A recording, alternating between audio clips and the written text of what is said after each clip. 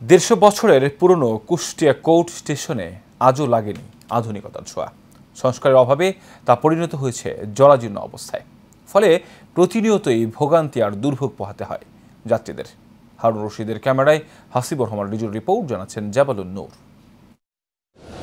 Train আসলেই কুষ্টিয়ার court স্টেশনে যাত্রীদের এমন ভোগান্তির দৃশ্য দীর্ঘদিনের। প্ল্যাটফর্ম নিচু হওয়ায় যাত্রীরা সহজে উঠতে পারেন না ট্রেনে। যাতায়াতের জন্য স্টেশনটি এখানকার মানুষের জন্য অনেক কার্যকর হলেও যাত্রী সেবার মান নিয়ে অভিযোগের শেষ নেই। পুরো রেল স্টেশনেই যাত্রী সেবার মান খুবই খারাপ। নেই মানসম্মত বিশ্রামাগার, বেহাল দশার টয়লেটেরও। ফলে প্রতিনিয়তই দুর্ভোগ পোহাতে হয় যাত্রীদের।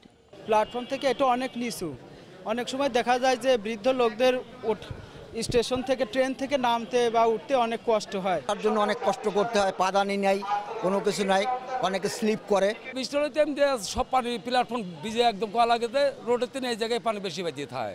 1871 সালে চালু হওয়া এই স্টেশনটিতে নেই যাত্রীদের নিরাপত্তার ব্যবস্থা। সেই সাথে দখলদারদের কবলে পড়েছে স্টেশনের জায়গাও। কারেন্ট এখন থাকির উপর থাকে না, ফ্যানও থাকে না। তো আমাদের এই কাজগুলো করার জন্য সরকারের প্রতি বিশেষ অনুরোধ। কুষ্টিয়া কোর্ট মানে নামার জন্য যে ব্যবস্থা, আসলে এটা কোনোভাবে পসিবল না। আর বিশেষ করে মেয়েরা তো নামতেই পারে না। স্টেশনের দায়িত্বে থাকা কর্মকর্তারা বলছেন, এই স্টেশনের আয় বাড়লেও বাড়েনি যাত্রী সেবার মান। ঊর্ধ্বতন কর্মকর্তাদের কাছে দ্রুত স্টেশনটি আধুনিকায়নের দাবি জানান তিনি।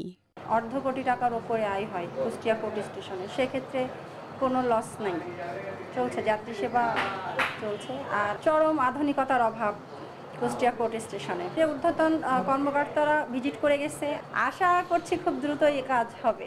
শত সমস্যার পরও 150 বছরের পুরনো কুষ্টিয়ার এই স্টেশন দিয়ে প্রতিদিন আন্তনগর সহ 8টি ট্রেন মোট 14 বার চলাচল করে।